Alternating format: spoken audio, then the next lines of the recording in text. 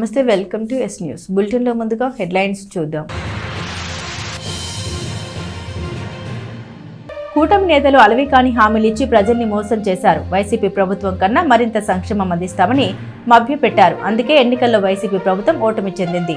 అధికారంలోకి వచ్చాక అరకొర సంక్షేమంతోనే సరిపెడుతున్నారు. 11వ వార్డు కమిటీల సమావేశంలో మాజీ ఎమ్మెల్యే అన్నబత్తుని శివకుమార్. జగన్వన్ని బూటకపు మాటలే. అధికారంలో ఉన్నప్పుడు వ్యవసాయాన్ని నీరు గార్చి ఇప్పుడు రైతుల పరామర్శ పేరుతో మొసలి కన్నీరు కారుస్తున్నారు. ఆయన మాటల్ని ఎవరూ నమ్మరు. మాజీ మంత్రి టీడీపీ ఎమ్మెల్సీ అలపాటి రాజేంద్ర ప్రసాద్ విమర్శ. తెనాల్లో ఘనంగా సినీ సంగీత దర్శకుడు సాలూరు రాజేశ్వరరావు జయంతి మహోత్సవం. రాజేశ్వరరావు స్వరపరిచిన గీతాలతో సినీ సంగీత విభావరికి ప్రేక్షకులకు తన్మయం. వర్ధమాన సినీ గాయని సాహితీ చాగంటి రాజేశ్వర స్మారక అవార్డుతో సత్కారం. తెనాలి కల్చరల్ ఫిలిం సొసైటీచే నిర్వహణ.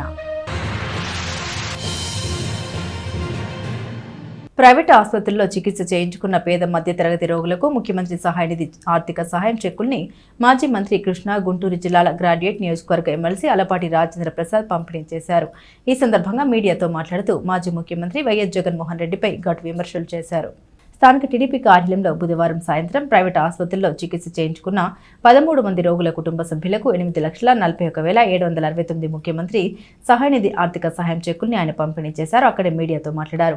పంటలు నష్టపోయిన రైతుల పరామర్శ పేరుతో రైతుల పక్షాన జగన్ మొసలి కన్నీరు కారుస్తున్నారని ఎద్దేవా చేశారు. గత వైసీపీ పాలనలో రైతుల్ని నిర్వీర్యం చేసిన ఘనత జగన్కి చెల్లిందని, అధికారంలో ఉండగా రైతులను పట్టించుకోకుండా ఇప్పుడు పగటి వేషాలు వేస్తే ప్రజలు మర్చిపోరని అన్నారు. ఈ కార్యక్రమంలో టీడీపీ పట్టణ అధ్యక్షుడు మహమ్మద్ కుద్దూస్, తెనాలి కొల్లిపర మండలాల పార్టీ అధ్యక్షులు నల్లబోయిన నాగేశ్వరరావు, చిన్న కోటిరెడ్డి, పార్టీ నాయకులు కోట కేసన కోటేశ్వరరావు, వసంతం అశోక్, జొన్నాదుల మహేష్, అక్కిచెట్టి వెంకటేశ్వరరావు తదితరులు పాల్గొన్నారు.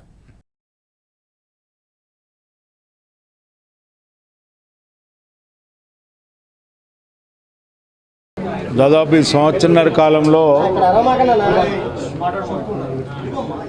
ముఖ్యమంత్రి సహాయ నిధి ద్వారా ఆరోగ్యశ్రీ కింద రాని వారందరికీ కూడా చాలా పెద్ద ఎత్తున దాదాపు ఇప్పటికే 80-90 లక్షల రూపాయలు ఎంతోమంది వివిధ ప్రాంతాల నుంచి వచ్చిన వారికి ఆరోగ్య నిమిత్తం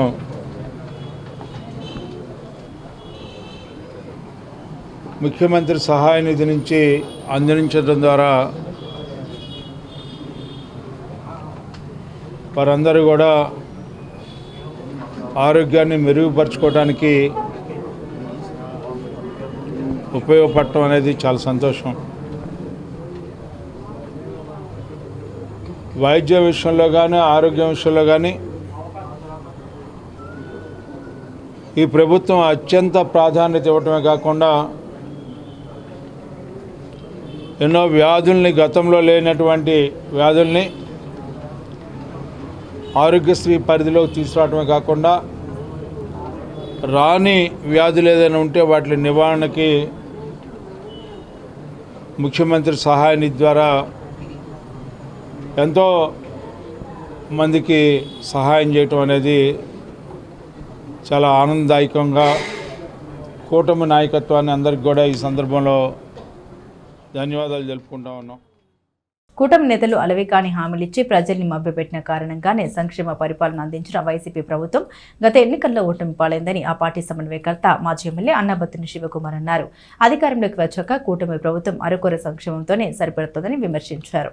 YSR Congress party ward committee, అనుబంధ కమిటీల నియామకంలో భాగంగా బుధవారం రాత్రి స్థానిక 11వ వార్డులో సమావేశం నిర్వహించారు. పార్టీ స్థానిక నాయకుడు కటారి హరీష్ అధ్యక్షత వహించారు. ముఖ్య అతిథిగా హాజరైన మాజీ ఎమ్మెల్యే అన్నబత్తుని శివకుమార్ మాట్లాడుతూ వైఎస్ఆర్సీపీ ప్రభుత్వం కన్నా ఎక్కువ సంక్షేమం అందిస్తామని గత ఎన్నికల్లో కూటమి నాయకులు హామీ ఇచ్చినట్లు గుర్తు చేశారు. కూటమి ప్రభుత్వం అధికారంలోకి ఇచ్చిన 2 ఏళ్లు అవుతున్నా జగన్మోహన్ రెడ్డి ప్రభుత్వంలో ఇచ్చిన కాపు నేస్తం ఎందుకు ఇవ్వడం లేదని ప్రశ్నించారు. రైతు భరోసా కింద వైసీపీ ప్రభుత్వం 13,500 ఇస్తే కూటమి నేతలు ఏటా 20,000 ఇస్తామని చెప్పారని గుర్తు చేశారు. ఏటా 20,000 చొప్పున 2 ఏళ్లకు 40,000 రైతులకు ఇవ్వాల్సి ఉంటే కేవలం 5,000 ఇచ్చి సరిపెట్టారని తెలిపారు. పెన్షన్లు 4,000కు పెంచి మొదటి నెలల నుండే ఇస్తున్నారని చెబుతూ అయితే రాష్ట్ర వ్యాప్తంగా 6 లక్షల మందికి పెన్షన్ రద్దు చేసినట్టు శివకుమార్ తెలిపారు. పార్టీ నాయకులు కార్యకర్తల మనోభావాలు తెలిసిన మాజీ సీఎం జగన్మోహన్ రెడ్డి తిరిగి అధికారంలోకి వచ్చాక పార్టీ కమిటీలు, అనుబంధ కమిటీలకు పరిపాలనలో భాగస్వామ్యం కల్పిస్తామని చెప్పినట్లు శివకుమార్ తెలిపారు. రాబోయే రోజుల్లో ప్రభుత్వ సంక్షేమ పార్టీ కమిటీలతోనే ఇంటింటికి అందుతుందని స్పష్టం చేశారు. కమిటీల నియామకం అనంతరం మెడికల్ కాలేజీల ప్రైవేటీకరణకు వ్యతిరేకంగా స్థానికుల నుండి సంతకాలు సేకరించారు. ఈ కార్యక్రమంలో పరిశీలకుడు మైలా విజయ్ నాయుడు, పార్టీ నేతలు బచ్చు రాఘవరావు, పోతవరల పురుషోత్తమ శర్మ, పొట్లూరి అశోక్, కందుకూరి నాగరాజు, షేక్ మౌలాలి, మన్నెప్లి శేషగిరిరావు, చిలకలపూడి గోపాలకృష్ణ, ఎరకలపూడి జయప్రద, చిలకుర్తి కిషోర్ బాబు, సూర దావిద్, గుంటూరు కృష్ణ, తలమల తిరుపతయ్య, తపనం తిరుపతయ్య, సయ్యద్ ఈసుఫ్, గుంటుపల్లి లక్ష్మి, పఠాన్ ఇమ్రాన్, షేక్ సైదా, కర్నాటి సురేష్ పాల్గొన్నారు. వైఎస్ఆర్ పార్టీ అధికారంలో ఉన్నప్పుడు మనం 19 ఎలక్షన్లప్పుడు స్పష్టంగా చెప్పాం, కాపు కార్పొరేషన్ కింద ఇదిగో కాపు నేస్తాం, ఎవరైతే అర్హత కలిగిన కుటుంబాలు ఉన్నాయో వాటికి వేస్తామని. కూటమి ప్రభుత్వం ఏం చెప్పింది? జగన్మోహన్ రెడ్డి గారు ఇచ్చే ప్రతి కార్యక్రమాన్ని కొనసాగిస్తా ఇంకా ఎక్కువ ఇస్తామంది. ఇప్పుడు సుమారు 2 సంవత్సరాలు అవుతుంది, ఇంతవరకు కాపు నేస్తాం వల్ల. రైతు భరోసా మనం ప్రతి సంవత్సరం 13,500 వేసాం. కూటమి ప్రభుత్వం ఏం చెప్పింది? 20,000 కాడికి వేస్తామని. ఇప్పుడు 2 సంవత్సరాలు అయింది, అంటే 20,000, 20,000, 40,000 పడాలా. ఇప్పటికి ఎంత వేశారు? 5,000 వేశారు. పెన్షను అప్పటికి మనం 3,000 ఇస్తున్నాం, 4,000 ఇస్తామని చెప్పారు, 4,000 ఇస్తున్నారు. ఇస్తున్న మాట నిజమే, 4,000 ఇస్తున్నారు, మొదటి నెల నుంచే ఇస్తున్నారు. కానీ ఎంతమంది తగ్గినాయి? ఇందాక హరీష్ గారు సుమారు 2 లక్షలు ఉన్నారు. 2 లక్షలు కాదు, 6 లక్షల మందికి తగ్గింది. 6 లక్షల మందికి తగ్గింది పెన్షన్. కావాలని చూసుకోండి, నేనేమి అబద్ధం చెప్పటం లేదు. అలాగే 50 సంవత్సరాల మహిళలకి పెన్షన్ ఇస్తా అన్నారు. 50 సంవత్సరాల మహిళలు అంటే ఇప్పుడు ఈ రాష్ట్రంలో సుమారు ఇప్పటికి అర్హత కలిగిన వాళ్ళు ఎంతమంది ఉన్నారు? దగ్గర 20 లక్షల మంది వచ్చారు. అంటే ఈ 6 ఆ 20 లక్షల మందికి ఎగ్గొట్టారు. ఇవన్నీ వాళ్ళు చెప్పినాయే, నేను చెబుతుంది వేరే కాదు. మరి ప్రజల్లో సహజంగా జగన్మోహన్ రెడ్డి గారు ఇస్తున్నాడు, కూటమి ప్రభుత్వం అంతకన్నా ఎక్కువ ఇస్తుంది అన్నప్పుడు ఒకవేళ మోసపోయి ఉండొచ్చు. సామాన్యుడు ఏమనుకుంటాడు? ఎక్కువ డబ్బులు వస్తాయి కావాలని అనుకొని ఉండొచ్చు. కానీ ఏం జరిగింది? ఇవాళ ప్రజల్లో ఒక ఆలోచన వచ్చింది, జగన్మోహన్ రెడ్డి చెప్పినట్టు టయానికి వేసాడు రా, వీళ్ళేంది మోసం చేస్తున్నారు. కానీ ఏం చేసేది ఏం లేదు, మీరు చేసేది ఏం లేదు, మేము చేసేది ఏం లేదు. అయిపోయింది, ఎలక్షన్ అయిపోయింది. ఓ పార్టీ ఓడిపోయింది, ఓ పార్టీ వచ్చింది. ప్రజలు ఇది నేనేమంటున్నానంటే, ఇది నేను చెప్పాల్సిన పని లేదు, ప్రజలే ఆలోచించుకుంటున్నారు. గతంలో వైఎస్ఆర్ పార్టీ ఉన్నప్పుడు ఏ రకంగా పరిపాలన ఉంది, ఇప్పుడు ఏ రకంగా ఉంది. నిజంగా ఒకవేళ వీళ్ళే బాగా చేస్తున్నారు, తప్పే ఉంది. జగన్మోహన్ రెడ్డి గారి కన్నా ఇంకా బాగా పనిచేస్తున్నారు, జగన్మోహన్ రెడ్డి గారి కన్నా ఇంకా బాగా ఇస్తున్నారు, ప్రజలే అనలైజ్ చేస్తారు. దీంట్లో తప్పే ఉంది. అది చేయబోబట్టే ఈరోజు వైఎస్ఆర్ పార్టీకి మళ్ళీ ప్రజలు జగన్మోహన్ రెడ్డి గారు ఎక్కడ ఉన్నా, లేదు వైఎస్ఆర్ పార్టీ ఏ కార్యక్రమం చేసినా ప్రజలు ఈ కమిటీల ద్వారా, నేను మళ్ళీ ఓపెన్గా చెబుతున్నా, ఈ కమిటీలు ఏదో కార్యక్రమాలను తీసుకెళ్లే ఉద్దేశం కాదు. ఈ కమిటీల ద్వారా రేపొద్దున ప్రభుత్వంలో మిమ్మల్ని భాగస్వామ్యం చేయటమే. ఆ భాగస్వామ్యం అయిన మీకు ప్రభుత్వం నుంచి ఏం చేయగలుగుతాడని జగన్మోహన్ రెడ్డి గారు కూడా చూస్తారు తర్వాత, ఎందుకు ఇంకా చాలా టైం ఉంది కాబట్టి. అందుకని డెఫినెట్గా పార్టీని మళ్ళీ విజయం వైపు తీసుకొచ్చే కార్యక్రమంలో ఇది ఒక మంచి కార్యక్రమం కాబట్టి మీ అందరినీ భాగస్వామ్యులు అవ్వమని చెబుతూ ఉన్నాం. అలాగే ఈ వార్డు సంబంధించి హరీష్ గారు ఈ 5 సంవత్సరాల్లో, ఎందుకంటే బహుశా ఆయనది కూడా కౌన్సిలర్ మార్చుకో ఇప్పుడు అయిపోతా ఉంది, కౌన్సిలర్గా అలాగే వైఎస్ఆర్ పార్టీ నాయకుడిగా ఎంతో బాగా పనిచేశాడు. మళ్ళీ ఆయన ఇదే వార్డులో ఆయనే నుంచుంటాడు. మీ అందరూ మళ్ళీ ఆయనకి ఆశీస్సులు ఇవ్వండి. మీ ఆశీస్సులు ఆయనకి ఇవ్వండి. మీ వార్డుని నిజంగా చెబుతున్నాను, నేను ఎంతో గర్వంగా చెబుతున్నాను. ఓ కుటుంబంలా చూసుకున్నాడు మీ అందరినీ, నాకన్నా ఎక్కువ.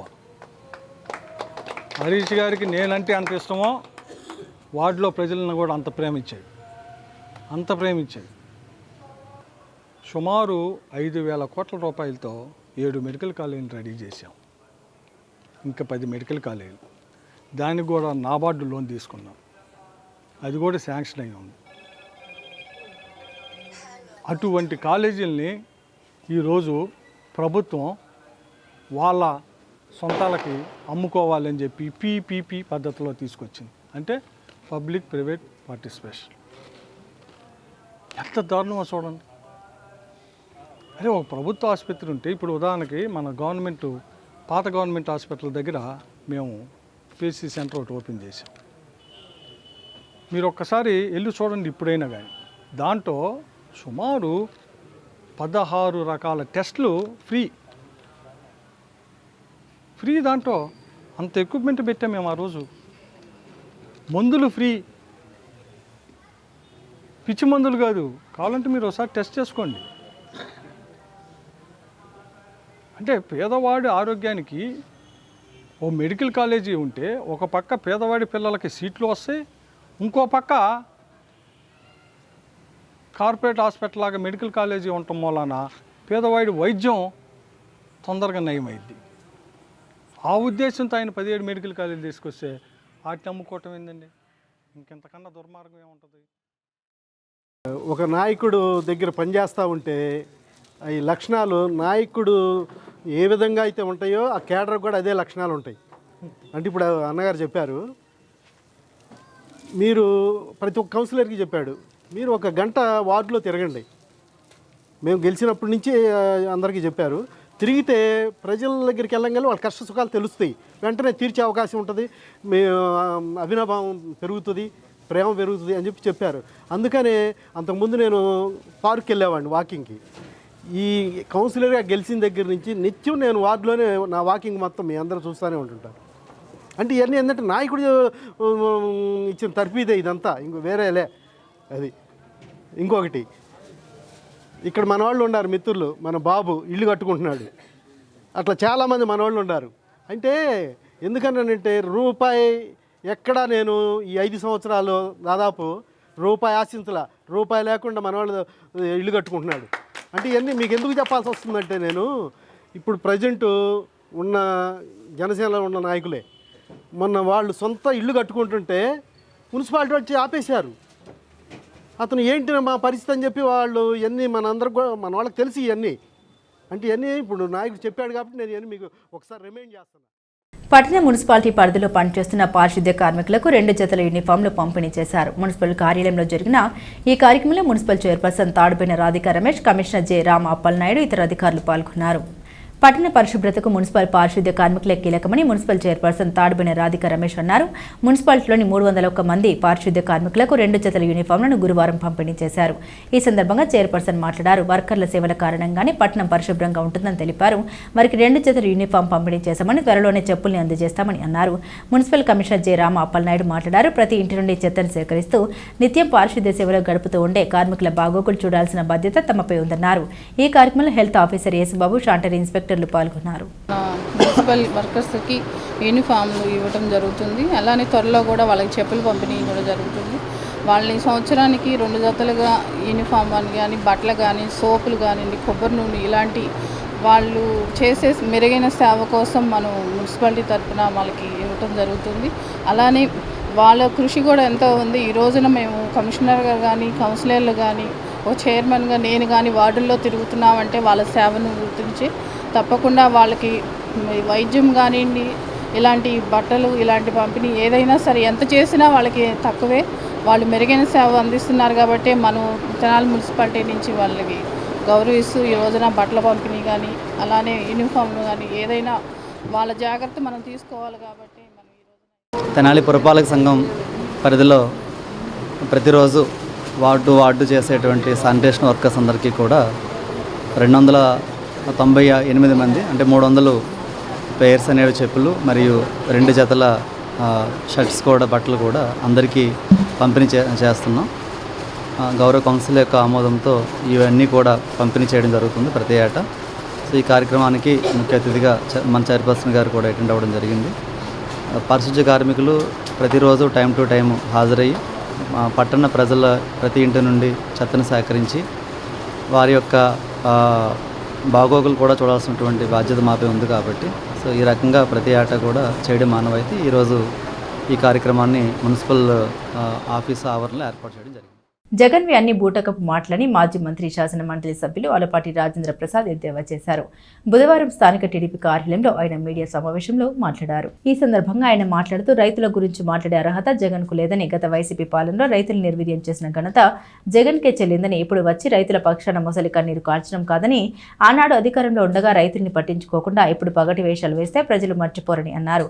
ఈ కార్యక్రమంలో పట్టణ పార్టీ అధ్యక్షుడు మహమ్మద్ కుద్దూస్, తెనాలి కొల్లిపర మండల పార్టీ అధ్యక్షులు నల్లిపేట నాగేశ్వరరావు, చిన్న కోటిరెడ్డి, కేసిన కోటేశ్వరరావు, వసంతం అశోక్, జొన్నాదుల మహేష్, అగ్గిశెట్టి వెంకటేశ్వరరావు తదితరులు పాల్గొన్నారు.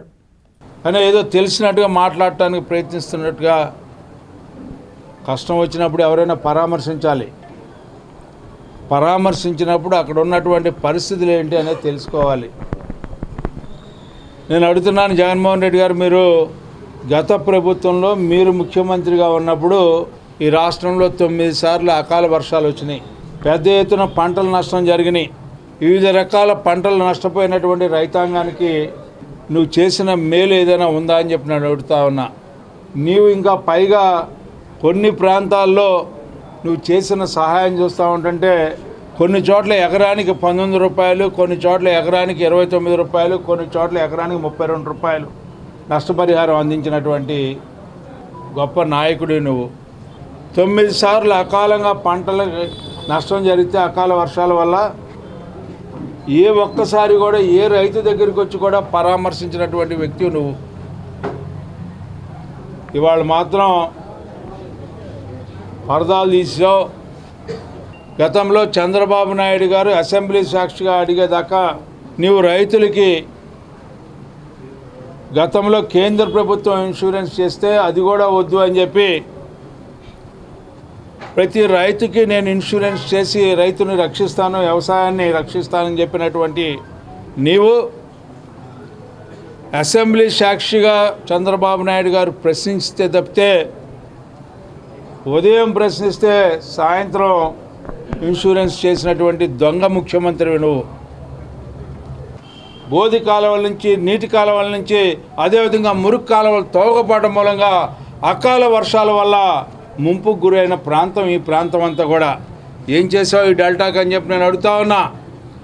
కనీసం ఎప్పుడైనా పరామర్శ జరిగిందా? ఏ రైతులు ఎంతమంది ఆత్మహత్యలు చేసుకున్నారు? ఇవాళ డేటా ఉంది. ఈ రోజున నీ కాలంలో గతంలో కంటే రైతులు ఆత్మహత్యలు చేసుకున్నటువంటి పరిస్థితి నీ పాలనలో ఉంటే ఏ రైతు ఆత్మహత్య చేసుకున్న సంఘటనలో నువ్వు పరామర్శ చేసావా అని చెప్పి నేను అడుగుతా ఉన్నా. రైతులకి న్యాయం చేయాలన్నా, వ్యవసాయాన్ని పండగ అని చెప్పి నిరూపించాలన్నా అది చంద్రబాబు నాయుడుకి ఒక్కడికే దక్కిద్ది అని చెప్పి మీకు మనం చేస్తా ఉన్నా. ఎందుకంటే యాంత్రీకరణ అన్నారు. ఎప్పుడైనా ఒక్కళ్ళకి ట్రాక్టర్ ఇచ్చారా? రొటావేటర్ ఇచ్చారా? ఒక హార్స్ పవర్ పంప్ ఇచ్చారా? నేను అడుగుతా ఉన్నా. కానీ ఇవాళ మరలా తిరిగి స్ప్రింక్లర్లు కానీ, డ్రిప్ కానీ రైతుకి ఏది ఉపయోగపడిద్దో అది చేసినటువంటి ప్రభుత్వం కూటమి ప్రభుత్వం అని చెప్పి గుర్తుపెట్టుకోమని చెప్పి. ప్రముఖ సంగీత దర్శకుడు సాలూరి రాజేశ్వరరావు జయంతి వేడుక తెనాలిలో ఘనంగా జరిగింది. ఆయన స్వరపరిచిన సినీ గీతాలతో సంగీత విభావరిని నిర్వహించారు. వర్ధమాన సినీ గాయడి సాహితీ చాగంటికి రాజేశ్వరరావు స్మారక అవార్డును ప్రదానం చేసి సత్కరించారు. తెలుగు సినిమా పాటను తన స్వర రచనతో అజరామం చేసిన సాలూరి రాజేశ్వరరావు తెలుగు సినిమా పాట ఉన్నంతకాలం చిరస్మరణీయంగా ఉంటారని ఆయన కుమారుడు ప్రముఖ సంగీత దర్శకుడు సాలూరి వాసురావు అన్నారు.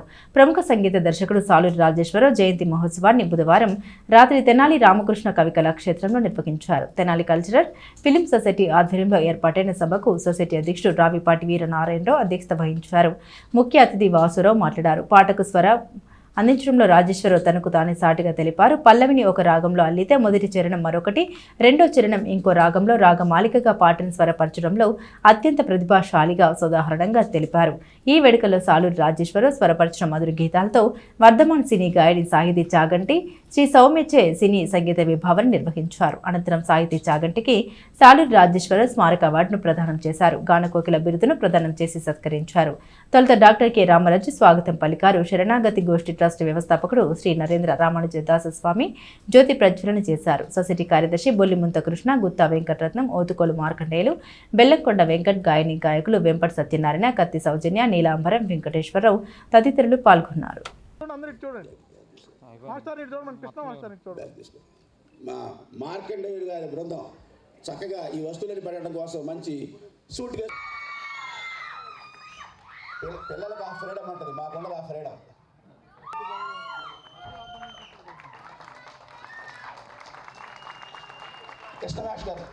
కృష్ణమాష్ గారు తీసుకోండి.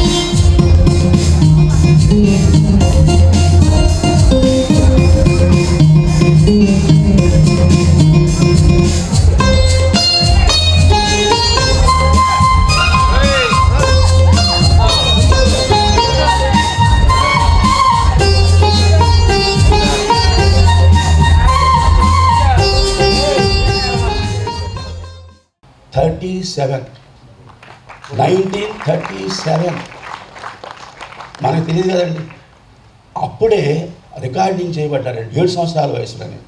ఇంకా ఆశ్చర్యకరమైన విషయం ఏంటంటే ఆయన అక్కడ ఉన్నప్పుడు బొంబాయిలో ఉన్నప్పుడే మంచి పేరు తెచ్చుకోవడం ద్వారా చెన్నైకి రావాల్సిన అవసరం వచ్చింది. రావడంతో ఆయన పాటల్లో రాలేదండి, సంగీత దర్శకుడిగా రాలేదండి, శ్రీకృష్ణ లీలర్ అనే సినిమాలో హీరోగా వచ్చాడండి 13 సంవత్సరాల వయసులో. 13 ఇయర్స్ ఏజ్ గ్రూప్లో 13 ఇయర్స్లో హీరో ఏంటండి, శ్రీకృష్ణ లీలర్ సినిమాలో ఆయన పాత్రధారి. అంటే అప్పట్లో ఎందుకు అలా వచ్చి ఉండొచ్చు అంటే ఎవరైతే హీరోగా ఉంటారో, ఎవరైతే యాక్ట్ చేస్తారో వాళ్ళే తమ పాటలు తాము పాడుకోవాలి. ఇప్పట్లాగా బ్యాక్గ్రౌండ్ అనేటువంటిది లేదండి, బ్యాక్గ్రౌండ్ సాంగ్స్ పాడేటువంటి సౌకర్యం అప్పట్లో లేదు. ఎవరు యాక్ట్ చేస్తే వాళ్ళే పాడేసుకోవాలి ఆ సినిమాలో. ఆయన తన సినిమాలో తానే పాటలు పాడుకుంటూ శ్రీకృష్ణ లీలలో మొట్టమొదటిసారిగా 13 ఇయర్స్ ఏజ్లో యాక్ట్ చేశారు. మంచి కీర్తిని, మంచి సంపదలని, ఆ సంపదలు మంచి కార్యాలకి, ధర్మ కార్యాలకి, దాన కార్యాలకి ఎంతోమందికి ఉపయోగపడేటట్లుగా వారి వారి తరాలన్నీ కూడా అలా వర్ధిల్లేటట్లుగా ఆ స్వామి ఆశీస్సులను అందజేస్తూ శ్రీ వెంకటేశ్వర స్వామి వారి యొక్కటువంటి పరిపూర్ణ మంగళాశాసనాలు తెలియజేస్తూ మా ఆచార్యులైనటువంటి శ్రీ శ్రీ శ్రీ త్రిదండి చెనజేరి స్వామి వారి యొక్కటువంటి పరిపూర్ణ మంగళాశాసనాలని అందజేస్తూ ఈ కార్యక్రమానికి రావటం అదృష్టంగా భావిస్తున్నాం. మా వల్ల కొంత సమయం లేట్ అయింది. కొంచెం ఈరోజు కార్తీక పౌర్ణమి సందర్భంగా దాన్ని అందరూ కూడా పెద్ద మనసులో క్షమిస్తారని భావిస్తూ ఈ కార్యక్రమాన్ని చక్కగా జాతీయ కుష్టు వ్యాధి నిర్మూలన కార్యక్రమంలో భాగంగా వ్యాధిని గుర్తించే అంశంపై అవగాహన సదస్సును తెనాలిలో నిర్వహించారు. మెప్మాలోని రీసోర్స్ పర్సన్కు కుష్టు వ్యాధిని గుర్తించడం ఎలా అంశంపై అవగాహన కల్పించారు. కుష్టి వ్యాధి శాపం కాదని అన్ని రోగాల్లానే ఇది కూడా నయమవుతుందని డిప్యూటీ పారామెడికల్ అధికారి జయశ్యామ్ అన్నారు. ఎండిటి చికిత్స ద్వారా కుష్టి వ్యాధి పూర్తిగా నయమవుతుందని అన్ని ప్రభుత్వ ఆసుపత్రుల్లోనూ దీనికి చికిత్స ఇస్తారని తెలిపారు. జాతీయ కుష్టి వ్యాధి నిర్మూలన కార్యక్రమంలో భాగంగా వ్యాధిని గుర్తించే అంశంపై అవగాహన సదస్సు స్థానిక కొత్తపేటలోని మెప్మా భవనంలో నిర్వహించారు. వ్యాధిని గుర్తించడంపై మెప్మా రీసోర్స్ పర్సన్కు అవగాహన కల్పించారు. చర్మంపై స్పర్శ లేని నొప్పి లేదా దురద లేని మచ్చలు, చర్మంపై ఎర్రని లేదా రాగి రంగు మచ్చలు, కనురెప్పలు పూర్తిగా మోయలేకపోవడం వంటి కుష్టి వ్యాధి లక్షణాలని ఆయన తెలిపారు. పట్టణ మెప్మా అధికారి సిఎంఎం విజయ్ కుమార్ మాట్లాడుతూ అవగాహన సదస్సు ఉద్దేశాన్ని తెలిపారు. ఈ కార్యక్రమంలో ఆరోగ్య విస్తరణ అధికారి అందే బాలచంద్ర మౌలి, లెప్రా సొసైటీ నుండి ఎస్ రమణ, ఏఎన్ఎంసీహెచ్ చంద్రమ్మ, ఆశా కార్యకర్త డి వీణా తదితరులు పాల్గొన్నారు. అందరికీ నమస్కారం అండి. ఈరోజు మన తెనాలి పురపాలక సంఘంలో మెప్మా ద్వారా ఉన్నటువంటి రీసోర్స్ పర్సన్ అందరికీ కూడాను ఈరోజు లెప్రసీ దాని మీద అవగాహన సదస్సు అనేది ఏర్పాటు చేయడం జరిగిందండి. దీనికి మనకి ముఖ్యంగా చంద్రమౌళి గారు, ఆరోగ్య విస్తరణ అధికారు, అదేవిధంగా మనకి శ్యామ్ గారు, లెప్రసీకి సంబంధించి డెవలప్మెంట్ ప్రోగ్రామ్ ఆఫీసర్ గారు, వీళ్ళందరూ కూడా ఏఎన్ఎంస్ అటెండ్ అయినారండి. ముఖ్యంగా ఎందుకోసం అంటే మా ఆర్పీలు కనుక తెలుసుకుంటే వీళ్ళలో మా సంఘ సభ్యులకి, స్వయం సహాయక సంఘ సభ్యులకి వారి ద్వారా అవగాహన అనేది లెప్రసీ దాని మీద కుష్టి వ్యాధికి సంబంధించి ఏ విధంగా దాన్ని మనం గుర్తించవచ్చు అనేటువంటి ఆ మచ్చల గురించి అవన్నీ కూడాను అవగాహన అనేది సంఘ సభ్యులకి తెలియచేయడం ద్వారా వారికి అవగాహన కలుగుతుందన్న ఉద్దేశంతో ఈరోజు ముఖ్యంగా ఈ అవగాహన సదస్సు అనేది ఏర్పాటు చేయడం. ఆ ఆరోగ్య అవగాహన సదస్సులో భాగంగా కీటక జంతు వ్యాధులపై అవగాహన కలిగించడం జరుగుతుంది. ఎక్కడైతే నీటి నిల్వలు ఉన్నాయో అవి నీటి నిల్వలు లేకుండా చూసుకోవాలని మీరు క్షేత్రస్థాయిలో అందరికీ అవగాహన కలిగించి ఈ మలేరియా, పైలేరియా, డెంగ్యూ జ్వరాలు రాకుండా ఎంతో జాగ్రత్తగా ఉండాలని అందరికీ తెలియజేయాలని మేము కోరుకుంటున్నాం. క్షేత్రస్థాయిలో అందరికీ కూడా ఈ అవగాహనతో పాటు తెలియజేయాలని కోరుకుంటున్నాం. నవంబర్ నెల 17 నవంబర్ 2025 సంవత్సరం నుంచి డిసెంబర్ 3వ తారీఖు 25వ సంవత్సరం వరకు కూడా లెప్రసీ కేస్ డిటెక్షన్ క్యాంపెయిన్ అనేటువంటి ఒక ప్రోగ్రాం జరుగుతుంది. అంటే ప్రతి ఇంటింటికి వెళ్ళి ఈ 15 రోజుల పాటు మా యొక్క ఆశా వర్కర్సు, మేము పెట్టుకున్నటువంటి వాలంటీర్స్ అందరూ కూడా ప్రతి గృహానికి వెళ్ళి వాళ్ళ యొక్క శరీర పరీక్షలు సంపూర్ణంగా చేసి ఎటువంటి మచ్చలైన శరీరం మీద ఉన్నాయేమో చూసి అనుమానం ఉన్న మచ్చలు మాకు తెలియజేయడం జరుగుతుంది. వెంటనే మేము వాళ్ళ ఇంటికే వెళ్ళి అది కుష్ఠవ్యాధికి సంబంధించినదా కాదా అనేది నిర్ధారించుకొని వారికి తగినటువంటి మందులు ఇచ్చి ఈ తెనాలి పట్టణాన్ని, తెనాలి మున్సిపాలిటీని, తెనాలి చుట్టుపక్కల గ్రామాలన్నీ కూడా ఈ కుష్ఠవ్యాధి రహిత తెనాలిగా చేయాలని, తెనాలిలో రాబోయే రోజులలో కుష్ఠవ్యాధి పేషెంట్లు ఉండకూడదు అనేటువంటి ఒక ధ్యేయంతో మన కేంద్ర రాష్ట్ర ప్రభుత్వాలు 17వ తారీఖు నుంచి ఈ ఎల్సిడిసి ప్రోగ్రాం అనేది ప్రారంభించినాయండి. మరి దీన్ని సద్వినియోగం చేసుకోవడం కోసం గౌరవనీయులైనటువంటి విజయ్ కుమారి గారు ఈ ప్రోగ్రాం మేనేజర్ గారు, సిఎంఎం గారు పర్మిషన్ ఇస్తే ఈరోజు అందులో భాగంగానే ఒకరోజు ఓరియంటేషన్ ట్రైనింగ్ ప్రోగ్రాం ఇక్కడ ఆర్పీలకు ఇవ్వటానికి అవకాశం ఇచ్చారు వాళ్ళు. అందువలన వారికి నా యొక్క ధన్యవాదాలు తెలియజేసుకుంటున్నాను. అందరూ కూడా ఈ వ్యాధి గురించి విని మీ ఇంటిలో, మీ వీధిలో, మీ బంధువులలో అందరూ కూడా ఇటువంటి మచ్చలు ఏదైనా ఉంటే వెంటనే ప్రభుత్వ హాస్పిటల్కి పంపించాలని, అలాగే దీనికి పూర్తిగా ఉచితమైన మందులు దొరుకుతాయని, కుష్ఠవ్యాధికి సంబంధించిన వెంటనే మీ ఆశా కార్యకర్త నుంచి మా డాక్టర్ దాకా వెంటనే మేము దానికి అలర్ట్గా వచ్చి వెంటనే పరీక్ష చేసి మందులు ఇస్తామని ఈ కార్యక్రమంలో వీళ్ళందరూ కూడా ఈ తెనాలి పట్టణంలో ఉన్నటువంటి 89 మంది ఆర్పీలకు ట్రైనింగ్ ఇచ్చే అవకాశం వచ్చినందుకు ధన్యవాదాలు తెలియజేసుకుంటూ, మీరందరూ వింటున్నందుకు కూడా ధన్యవాదాలు తెలుసుకుంటూ అందరికీ నమస్కారం. టీ20 క్రికెట్ పోటీలకు సంబంధించి గుంటూరు జిల్లా జట్ల ఎంపికను తెనాలిలో నిర్వహించారు. అండర్ 14, అండర్ 17 విభాగాలకు సంబంధించి పలువురు క్రీడాకారులను ఎంపిక చేశారు.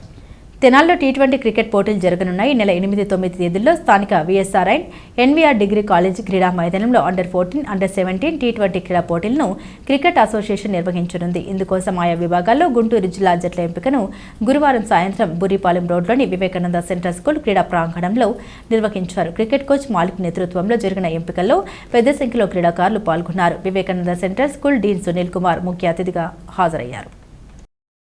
రేపు 8-9 తారీఖుల్లో తెనాలి విఎస్ఆర్ అండ్ ఎన్వీఆర్ కాలేజీలో జరగబోయేటువంటి south zone T10 tennis ball cricket national ఛాంపియన్షిప్లో భాగంగా మరి ఆంధ్రప్రదేశ్ టీం జట్టు తరఫున మరి ఈరోజు ఎంపికలు వివేక సెంట్రల్ స్కూల్ గ్రౌండ్లో జరుగుతుంది.